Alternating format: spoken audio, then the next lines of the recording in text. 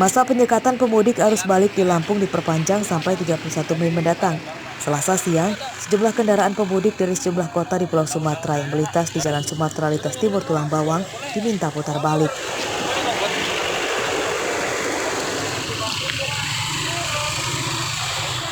Pemudik yang diminta pulang lagi itu karena tidak membawa surat rapid test antigen yang masih berlaku dan menolak di rapid test antigen di posko checkpoint di daerah ini.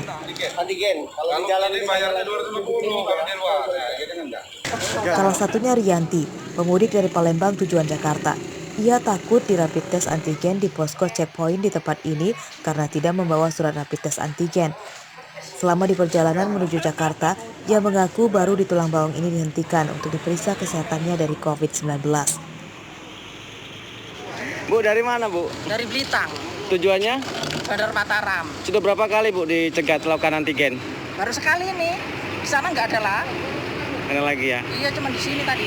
Bagaimana tanggapan Ibu sebagai pemudik? Ya bagus, aku malah tahu sakit apa enggaknya. Gitu ya? Ya bagus sebenarnya. Tapi ini yang paling sakit di hidung. Hidung ya? Iya, biasanya. Untuk kendaraan yang datang dari luar provinsi, terutama dari provinsi tetangga Sumatera Selatan ataupun dari Jambi ataupun yang dari arah Sumatera, kita lakukan penyekatan di sini, kemudian kita lakukan rapid antigen apabila mereka tidak memiliki surat keterangan rapid antigen. Di masa perpanjangan penyekatan pemudik arus balik ini, petugas telah memberi kelonggaran. Para pemudik yang melakukan perjalanan hanya diminta membawa surat keterangan sehat dari COVID-19 saja. Sementara untuk surat izin keluar masuk wilayah atau SKIM tidak diharuskan lagi. Mustaqim melaporkan dari Tulang Bawang.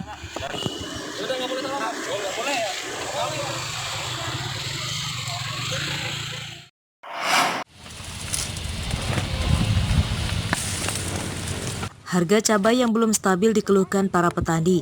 Pada pekan ini, harga cabai kembali anjlok drastis, hanya Rp5.000 per kilogramnya. Tentu harga tersebut membuat para petaninya merugi. Salah satunya adalah Slamet, petani cabai di Desa Tanjung Raya, Kecamatan Sukau, Lampung Barat. Meski harganya murah, namun Slamet tetap memanen cabainya. Jika tidak dipanen, maka kerugian akan bertambah besar karena busuk di pohonnya. Harga cabai Rp5.000 tersebut diklaim tidak sebanding dengan biaya tanam yang mahal, seperti harga bibit, pupuk, obat-obatan, dan tenaga kerja saat tanam dan panen. Untuk modal menanam cabai hingga panen per hektarnya diakui petaninya di kisaran 45 sampai dengan 50 juta rupiah. Cabai ini per batang. Karena ini lagi anjlok betul, 5.000 perak. 5.000 perak. Ya. Di harga 5.000 itu Pak, untuk petani itu udah untung belum sih Pak? Masih jauh dari untung, itu malah rugi termasuknya. Kok bisa rugi Pak? Kenapa? Karena ruginya harganya murah, bahan petani itu tahu obat apa itu, pupuk segala macam itu mahal, naik terus, itulah ruginya. Ini panen. Menurut petani cabai, harga cabai ideal seharusnya minimal Rp15.000. Harga tersebut pun diklaimnya petani cabai belum mendapatkan untung atau baru seimbang dengan biaya modal tanam hingga panen. Para petani cabai berharap kepada pemerintah agar bisa menstabilkan harga cabai saat ini. Rosandi melaporkan dari Lampung Barat.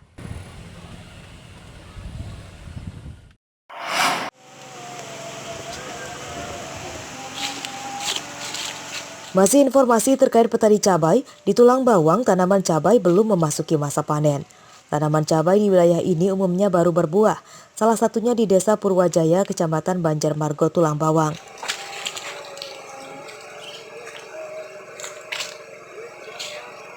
Menjelang masa panen, para petani pun pesimis untung dari hasil panen cabai. Selain harga cabai sedang murah, kondisi kesehatan tanaman mereka pun kini menurun akibat kurangnya pupuk dan obat-obatan penangkal serangga hama.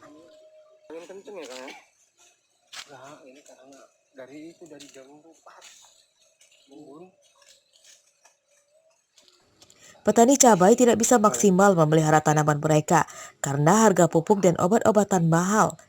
Bantuan pupuk dan obat-obatan yang dijanjikan pemerintah pun belum didapat.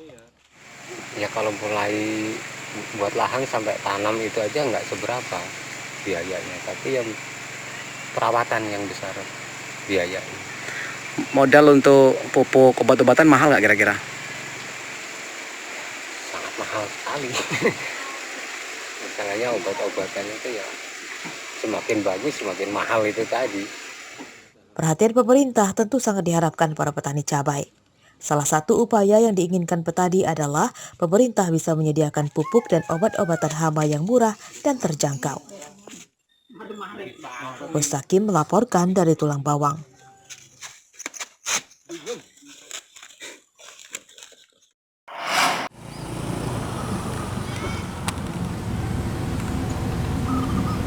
Batu-batu berukuran cukup besar dan tajam itu terlihat menonjol di permukiman sepanjang Jalan Poros, Kecamatan Anak Ratu, Lampung Tengah. Salah satunya terpantau di ruas Desa Sri Mulyo Selasa siang.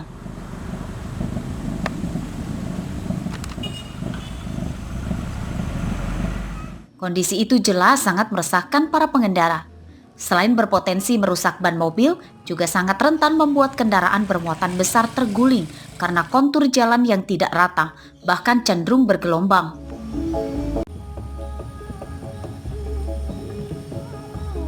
Salah satu pengemudi bahkan mengumpamakan seperti dirinya naik kuda saat melintasi jalan yang menghubungkan Anak Ratu dengan Kecamatan Pubian dan Bandar Jaya itu. Kayak mana bang jalan sini? Hancur. Kayak mana sih rasa jalan di jalan hancur bang? Aduh, kayak naik kuda. Bang berapa kecepatan kalau mobil di jalan jelek ini bang? 20 paling cepat. Paling cepat itu? Paling cepat. Kira-kira jarak tempuh kita ke bandar berapa jam nih? 3-4 jaman. Baik bang. Aduh, luar biasa Pak, ini jelek betul.